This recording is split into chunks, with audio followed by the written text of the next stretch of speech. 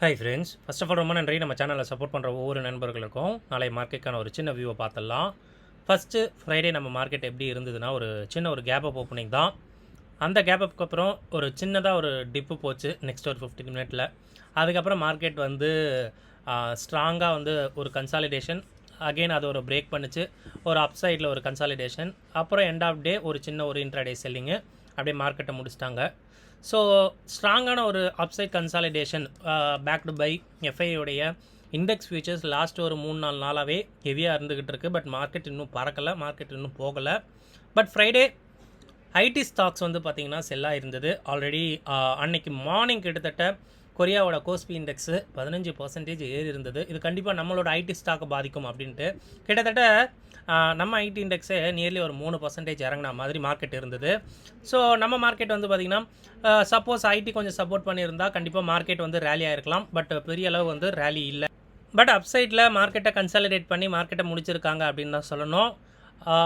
நாளைக்கு நிஃப்டியோட ஸ்ட்ராடலு 177 point, சென்செக்ஸோட ஸ்ட்ராடலு 830. So இதுக்கேற்ற ஒரு வாலட்டிலிட்டி இருக்கும். அண்ட் ஃப்ரைடேவும் ஸ்ட்ராங் எஃப்ஐ இண்டெக்ஸ் ஃபியூச்சர்ஸ் கிட்டத்தட்ட 2000 கோடிக்கு மேலே லாங் வச்சுருக்க மாதிரி இருக்குது. கண்டிப்பாக நேற்று ஒரு 60 பாயிண்ட் தான் மார்க்கெட் ரேலி ஆச்சு. பட் இது வந்து அதிகமான ஒரு லாங்கு ப்ளஸ் ஷார்ட் கவர் இருக்கலாம். நல்ல ஒரு புஷ் இருக்குது.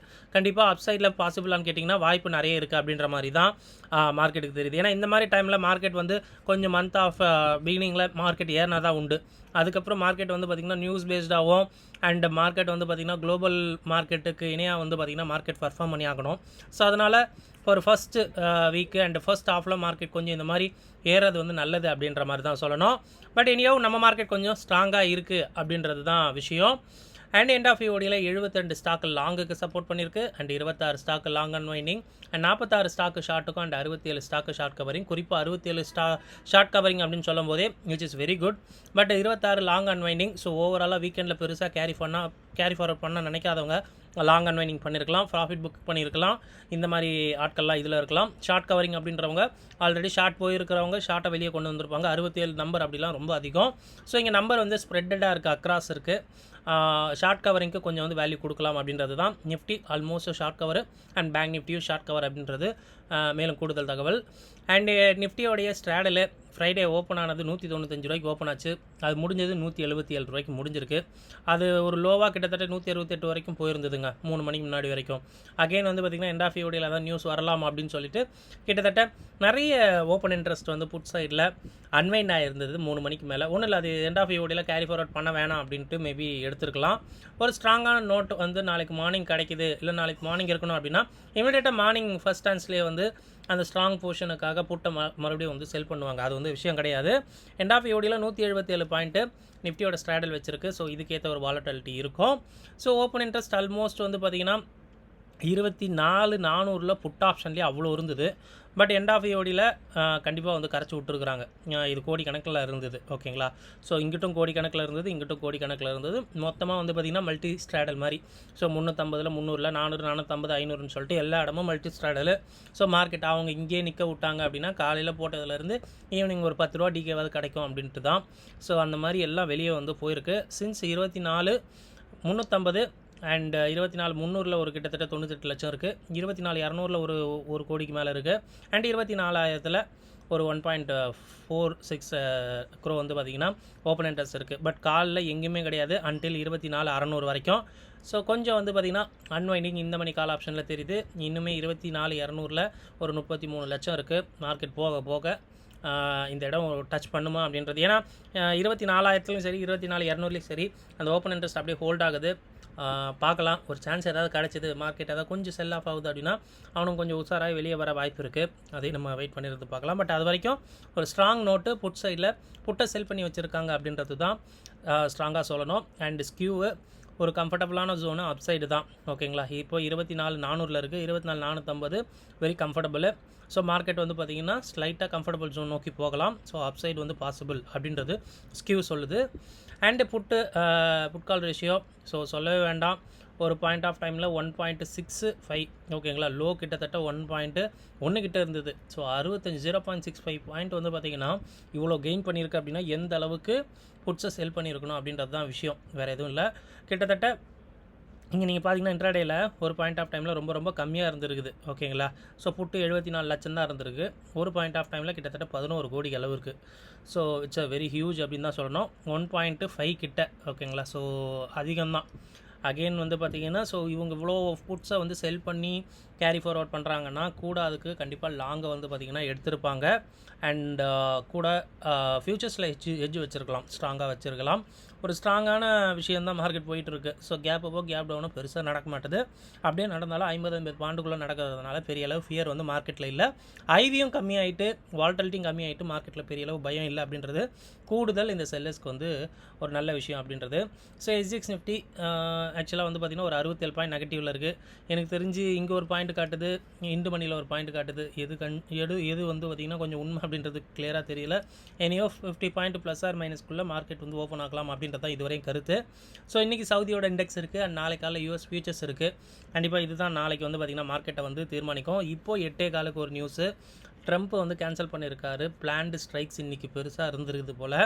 அந்த ஸ்ட்ரைக்ஸை வந்து கேன்சல் பண்ணியிருக்காருன்னு சொன்னதும் கிரிப்டோ 1% வரைக்கும் ஏறி இருக்குது ஸ்பீடாக. வெயிட் பண்ணலாம், இது பாசிட்டிவாக எடுத்துக்கலாமா அப்படின்றது கேள்விக்குறி தான். ஸோ அகெயின் ட்ரம்ப் சைட்லேருந்து அனௌன்ஸ்மெண்ட் வந்திருக்கு அப்படின்றது புது news. So FII index futures, FII index ஃபியூச்சர்ஸில் அகெயின் ஒரு 2150 கோடி. டெஸ்பைட் மார்க்கெட் நேற்று பெரிய அளவு ஏறலை அப்படின்னும் போது ஷார்ட் கவர் பண்ணியிருக்காங்க. ஏன்னா பெருசாக மார்க்கெட் ஏறும் அப்படின்றது வந்து நினைப்பு வச்சுருக்கலாம். கிட்டத்தட்ட 2150ன்றது அதிகங்க. ஸோ இங்கே நீங்கள் பார்த்தீங்கன்னா லாஸ்ட் ஒரு 3 to 4 டேஸாக கண்டினியூஸாக பையி, கண்டினியூஸாக ஷார்ட் கவரு, கண்டினியூஸாக புட்டு மட்டும் sell, backed by strong futures positions அப்படின்னு சொல்லணும். அதனால தான் பெருசாக வந்து பார்த்திங்கன்னா நெகட்டிவ் நியூஸ் கூட மார்க்கெட் வந்து அப்சர்வ் பண்ண மாட்டுது அப்படின்றது தான் விஷயம். ஏன்னா முந்தா நேற்று US மார்க்கெட் விழும்போது விழுந்திருக்கணும்ல, அது விழாமல் இது ஒரு மாதிரி க்ரீனில் தானே போச்சு. ஸோ நம்ம மார்க்கெட் ரொம்ப ஸ்ட்ராங்காக இருக்குது அப்படின்றது இது மூலமாக சொல்லலாம். நம்ம போகிற கண்ணன் கண்டிப்பாக உங்களுக்கு ரொம்ப ஹெல்ப்ஃபுல்லாக இருக்கலாம்னு நினைக்கிறேன். அப்படி ஹெல்ப்ஃபுல்லாக அந்த வீடியோ லைக் பண்ணிட்டு அப்படியே நம்ம சேனலை பற்றி உங்கள் ஃப்ரெண்ட்ஸ் அண்ட் ஃபேமிலிக்கு சொல்லி சப்ஸ்கிரைப் பண்ண வைங்க. ஸோ செக்லிஸ்ட்டில் மொதல் விஷயம் இந்தியா விக்ஸ் தாங்க 3.5% அகெயின் இறங்கி மார்க்கெட்டில் வாலட்டிலிட்டி கம்மியாக இருக்குது. நியராக 11.8 கீழே போயிடுச்சு. ஸோ ரொம்ப ப்ரீமியம் வந்து கம்மியாக இருக்குது. பட் வாலட்டிலிட்டியும் கொஞ்சம் அங்கிட்டு இங்கிட்டு ரெண்டு பக்கமும் நேற்று கூட ஃப்ரைடே கூட நீங்கள் கவனிச்சிங்கன்னா தெரியும். ஸோ கொஞ்சம் தூரம் ஏறிட்டு கால்ஸில் ஸ்ட்ராப் ஆகிருக்காங்கன்னு தெரிஞ்சு அங்கேருந்து ஒரு 50-60 பாயிண்ட் ஒரு 2 மணிக்கு மேலே மார்க்கெட் கொஞ்சம் கரெக்டும் ஆச்சு. ஸோ 2 பேருக்குமான கேம் தான் இருக்குது. ஏன்னா இந்த பக்கம் காலை செல் பண்ணுறவங்க தான் அந்த பக்கம் புட்டையும் செல் பண்ணுறான். என்ன ஒன்றுனா ரேஷியோ படி இந்த பக்கம் ஒரு கால் செல் பண்ணால் அந்த பக்கம் 2 புட்டு செல் பண்ணுறான். இதுதான் விஷயம். ஸோ 2 பக்கமும் கேம் வந்து இருக்குது. பட் பையருக்கு பெரிய அளவு கேம் இல்லை அப்படின்றது தான் இங்கே குறிப்பிடணும். நிஃப்டியோட ஸ்டாடல் 177 அண்ட் சென்செக்ஸோட ஸ்டாடல் 830. ஸோ அதுக்கேற்ற ஒரு வாலட்டிலிட்டி அண்ட் மார்க்கெட் வந்து கொடுக்கும். ஸ்கியூவை பார்த்தோம் அப்படின்னா மார்க்கெட் இன்னும் வந்து கம்ஃபர்டபுளாக கொஞ்சம் அப்சைட் போக மாதிரி தான் வாய்ப்பு இருக்குது. ஸோ டெக்னிக்கலாக ஃபர்ஸ்ட் 15 மினிட்டோட ஓப்பன் ரேஞ்ச் பிரேக் அவுட்டை இன்ட்ராடே பிரேக் அவுட்க்கு எடுத்துக்கலாம். ஸ்ட்ராங்கான ட்ரெண்டிங்க்கு கடைசி 2 நாளோட ஐஎன் லோஸை மார்க்கெட் உடையும் போது ஸ்ட்ராங் ட்ரெண்டிங்க்கு எடுத்துக்கலாம். அண்ட் பிபி டைனமிக்கோடைய ரெசிஸ்டன்ஸ் அண்ட் சப்போர்ட்ஸை கூட தாராளமாக கன்சிடர் பண்ணலாம். விவேப்னு சொல்லப்படுற விஷயம் நிஃப்டிக்கு 24,370 அண்ட் பேங்க் நிஃப்டிக்கு 57,660 which is very good. So day by day இது இன்க்ரீஸ் ஆகிட்டு வருது அப்படின்றது மார்க்கெட்டில் ரொம்ப ஸ்ட்ராங்கான ஒரு பொசிஷன் மார்க்கெட்டில் பில்ட் ஆகுது அப்படின்றது அர்த்தம். டேட்டா ஃபார் ஆப்ஷன் ட்ரேடர்ஸில் ஃபியூச்சர்ஸ் விஷயம் மார்க்கெட் ஏறி இருக்குது, கான்ட்ராக்ட் வந்து ஷேடாக இருக்குது. கண்டிப்பாக Nifty, bank Nifty, mid cap Nifty எல்லாத்துலேயுமே வந்து பார்த்திங்கன்னா கொஞ்சம் ஷார்ட் இருக்கிறது ஷார்ட் கவர் ஆகிருக்கலாம் அப்படின்றது தான் இதோட பொருள். அண்டு கொஞ்சம் வந்து லாங் அன்வைண்டிங்கும் ஆக்சுவலாக இந்த மாதிரி தான் வரும். சின்ஸ் வந்து ஷார்ட் கவரிங் அப்படின்றது தான் விஷயம். ஏன்னா ஷார்ட் ஹெவியாக இருந்துருக்கும் லாஸ்ட் மந்த்து கூட ரோல் ஓவர் பண்ணியிருப்பாங்க, அதுலேருந்து கவர் ஆகிறது தான். ஏன்னா மார்க்கெட் வந்து அந்த ரீசெண்ட் தானே அந்த 24,500 கிட்ட தானே மார்க்கெட் போயிட்டுருக்கு. ஸோ மேபி அங்கே வந்தால் கூட அந்த எக்ஸிட் ஓகேங்களா. ஸோ ஷார்ட் போனவங்க எக்ஸிட் வந்து ரீசெண்ட் வந்தால் எக்ஸிட் ஆகலாம் அப்படின்ற மாதிரி கூட ஆட்கள் இருந்திருக்கலாம். ஸோ அதனால தான் ஷார்ட் கவர்னு குறிப்பிட்றேன். அண்ட் ஃபியூச்சர் வர்சஸ் பாயிண்ட்டில் நிஃப்டி கொஞ்சம் கெயின் ஆயிருக்கு அண்ட் பேங்க் நிஃப்டியும் மிட் கேப் நிஃப்டியும் கொஞ்சம் வந்து பார்த்திங்கன்னா ஷேட் ஆகிருக்கு. பிசிஆர் பார்க்கும்போது நிஃப்டி ரொம்ப ஸ்ட்ராங்காக இருக்குது அண்ட் பேங்க் நிஃப்டி கொஞ்சம் ஷேடாக இருக்குது. மிட் கேப் நிஃப்டி கொஞ்சம் வந்து இன்க்ரீஸ் ஆகிருக்கு அப்படின்றது கூடுதல் தகவல்.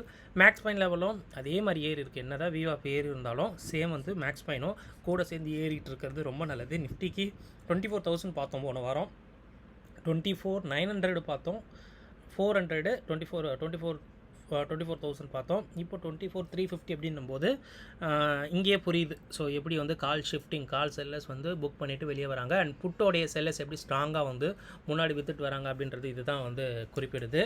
ஸோ ட்ராப் ஜோன் வந்து பார்த்திங்கன்னா கண்டிப்பாக ஸ்ட்ராங்கான புட்டை சோல்ட் பண்ணுறாங்க. கூடுதலாக அதை வந்து பார்த்திங்கன்னா ஓவர் நைட்டில் கேரி ஃபார்வர்ட் பண்ணுறாங்க அப்படின்றது ஸ்ட்ராங்கான ஒரு விஷயம். யூஎஸில் ஃப்ரைடே மார்க்கெட் முடியும் போது ஸ்ட்ராங்கான ஒரு நோட்டு ஸ்ட்ராங்காக முடிஞ்சிருக்கு. யூரோப் மார்க்கெட்டும் ஸ்ட்ராங்காக முடிஞ்சிருக்கு.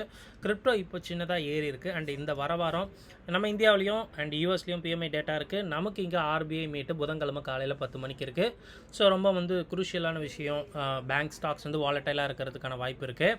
ஸோ பாசிட்டிவாக பார்க்குறது, இப்போ ட்ரம்ப் சொன்ன கேன்சல் பண்ணியிருக்க அந்த பிளான்டு ஸ்ட்ரைக்ஸ் அப்படின்றது கூடுதலான மார்க்கெட்டுக்கு ஒரு உந்துதல் கொடுக்கலாம். கிரிப்டோ அவங்க சொன்னதுக்கப்புறம் கிட்டத்தட்ட 1% ரெக்கவர் ஆகிருக்கு அப்படின்றது கூடுதலான தகவல். ஐவி ட்ராப் ஆகிருக்கு. அண்டு எஃப்எக்ஸோட ரிசர்வும் ஹையாக இருக்குது அப்படின்றது கூடுதல் தகவல். இந்த ரிசர்வு இப்போ 682.5 பில்லியன் யூஎஸ்டியாக இருக்குது. போன வாரம் இது 676 இருந்தது. கிட்டத்தட்ட ஒரு 6.5 பில்லியன் இன்க்ரீஸ் ஆனது கூடுதல் ஒரு நல்ல விஷயமாக பார்க்கலாம். நெகட்டிவாக பார்க்குறது ஐபிசிஆர்.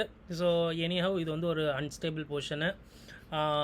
ஃபியூச்சர்ஸை கையில் வச்சுருக்கனால மார்க்கெட் நிற்குது மேபி. ஸோ ஏதாவது நெகட்டிவ் நியூஸ் வந்தது, ஏதோ ஒரு குரூப்பு ஏதோ ஒரு எஃப்ஐ பெருசாக செல் பண்ணுறான் அப்படின்னா மார்க்கெட் திரும்ப வாய்ப்பு இருக்குது. இதையும் கவனத்தில் வச்சுக்கணும். அண்ட் எக்ஸ்பெக்ட் வால்டிலிட்டி, பேங்க் ஸ்டாக்ஸுக்கு வால்டிலிட்டி இருக்கலாம். மேபி திங்கக்கிழமை விட்டுட்டு செவ்வாய்க்கிழமை எக்ஸ்பைரியில் கூட அவனுங்க போட்டு தள்ளுவானுங்கன்னு நினைக்கிறேன். ஏன்னா புதன்கிழமை காலையில் நம்ம டைம் 10 மணிக்கு நியூஸு. கண்டிப்பாக வாலட்டிலிட்டி அதுக்கு முன்னாடி நாளிலேருந்தே தொத்திக்கும் அப்படின்றது கூடுதல் தகவல். ஃபைனலாக இந்த ஸ்ட்ராடல் ரேஞ்சுக்குள்ளே தான் இங்கே கேம் இருக்கும். ஸோ ஆல்மோஸ்ட் நிஃப்டிக்கே 177 போது 200 பாயிண்ட்டுக்கான மேலே கீழே கேம் தாராளமாக எதிர்பார்க்கலாம்.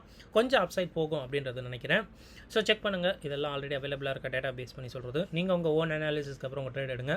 வீடியோ பார்த்ததுக்கு ரொம்ப நன்றி. தேங்க்யூ. ஜெய்ஹிந்த்.